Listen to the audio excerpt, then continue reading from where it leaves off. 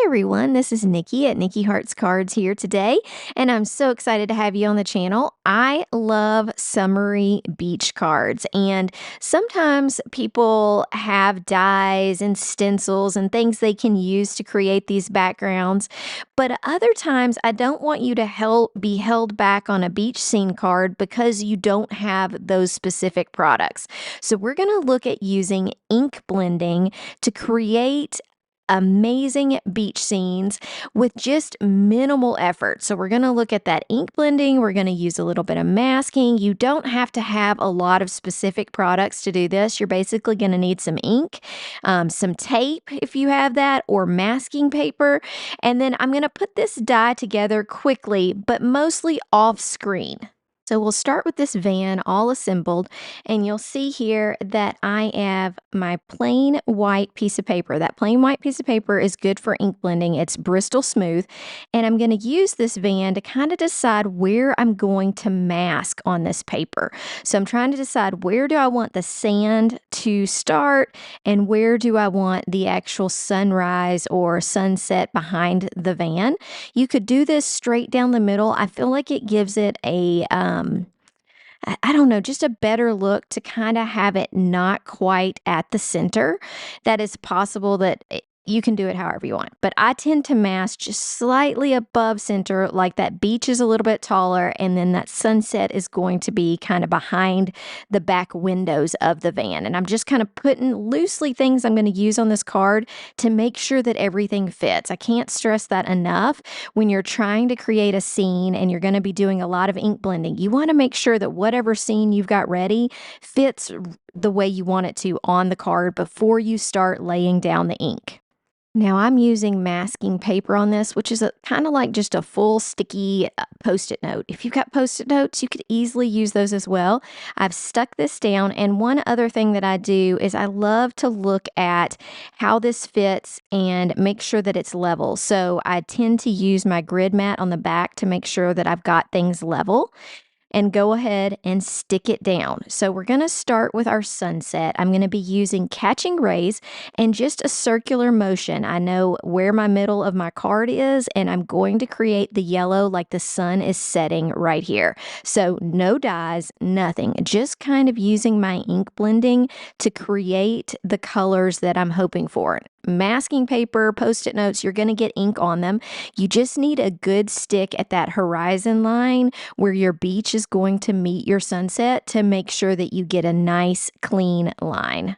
And now notice too that I tend to grab more ink and then start off on the masking paper. That's why the masking paper is so much darker there, because I'm rubbing a little ink just to make sure I don't get big blobs of ink on my project. So if you take ink directly with your brush and touch this paper, a lot of times you kind of get the shape of your brush in that ink blending, and it makes a spot that you have to really work hard to blend out. So we're going with our next color, which is a more coral color. It's called Bellini. And this is kind of just like following a rainbow. So we're kind of doing an arch, making it almost like a rainbow, because in my imagination, that sun is right in the middle behind our car. And then we're going to go out with our colors. So this is kind of like a coral light orange that I'm using. The yellow that I used was kind of a yellow orange for the base of the sun. And then you can go back in and you can add extra. So I know I want my sun to be nice and bright, but I'm getting my general area, and I'm also mixing the color with the edge of the Bellini that I just did. It's always nice to kind of overlap your colors. It just makes for a smoother look.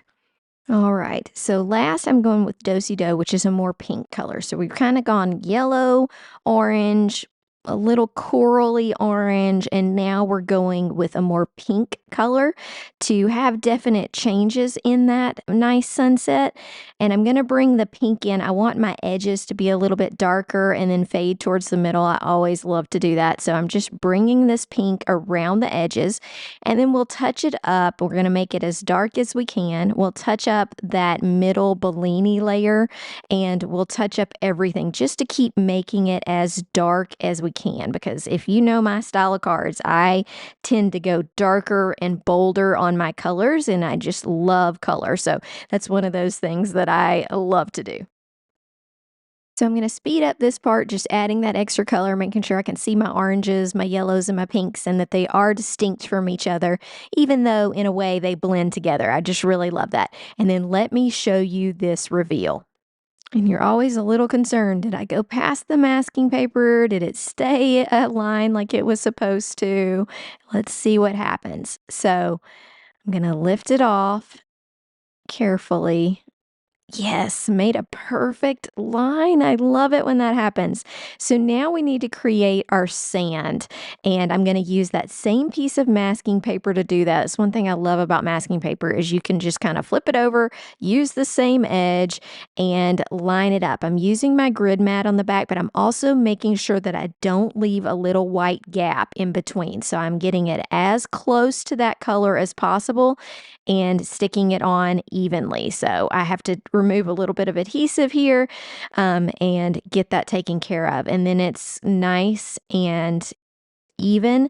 And you'll notice that before, even though I was using masking paper, I was using my sticky mat to hold it on. But in this case, I decided I'd go ahead and remove that because I don't have a whole lot of area that this is sticking to. Below, I had the bottom. So I went on and removed that adhesive. And we're going to start with buttercream, which is kind of like a cream color. This is going to be the base of our sand. And then we're going to do some fun techniques to create more dimension in that sand, and I think you're going to love it. Okay, to create the sandy look, you could go in and draw with a white pen. You could add some other dark highlights. I am going to use some leftover plastic, and we're going to do some ink smushing. So I've got this plastic packaging that I have here. I'm going to add sandcastle to my mat and a little bit of water. Now, you can do this any way that's possible. I'm just guarding and doing a little bit of spray water on top of the ink. That could be dangerous if you really have trouble with that. Then you can always grab like a paintbrush and just put water on top of it. So I'm just wadding up this plastic and I'm trying to keep this kind of light. So I'm tapping off on different areas and adding that dimension to my sand. So just a piece of plastic, adding what kind of dimension I want. You can always let it dry a little bit and then decide if you want to go back in with more. I liked this kind of light look and just kept adding till I felt comfortable that we had enough dimension. So it's really fun to do this. I don't know why it's so exciting, but it is really fun to use that plastic and like kind of tap on your project. So lots of fun dimension. And ta-da, look at how beautiful that is. It turned out so good. It's going to look adorable. You do need to let it dry a little bit because you were using water on the bottom. And you could go back in and add white splatters or anything else you want. But look at how cute this little guy's going to look. So let's put this card together and we'll be done with our easy beach scenes. I have a couple little quick tips that really made this card stand out. So the surfboard in this set has like an impression in it. And so I took my gel pen and I went along these lines to kind of highlight what that was because you weren't really seeing it very well when you looked at the card. And when I added this white lining, it really made it show up so much better. So I'm going to show you a couple things that I did to it just to make sure that if you were wondering how I made that look so bright and exciting, this is how I did it. So I finished those white lines. I let that dry a second, and then I went around the edges of the surfboard to give it kind of that spotlight effect with a color that's very similar to the cardstock. And I'm using the new detail blending brushes. These are so nice just to add kind of a line of color around things and use it in small areas. So I'm using Catherine Pooler Samba is the color, and I'm just going around the edges. I did this same idea with the palm tree as well, but I'm not going to show that. Let me show you the final card and how awesome this looks. I did add a sentiment, which you don't have to add on this card. It's so cute on the front. You could definitely do it inside. I'm using the sentiment Happy Summertime from the Sunkissed Summer and Honeybee Stamps collection. And I just think it looks so cute. I think you could put happy birthday, whatever you wanted, or just leave it off and it would look great. I hope you enjoyed making this simple background that really stands out and makes this die cut even more special. I hope that you enjoyed the card. Make sure you check out some other videos on my channel and don't forget to hit the like and subscribe. Have a great day. Bye.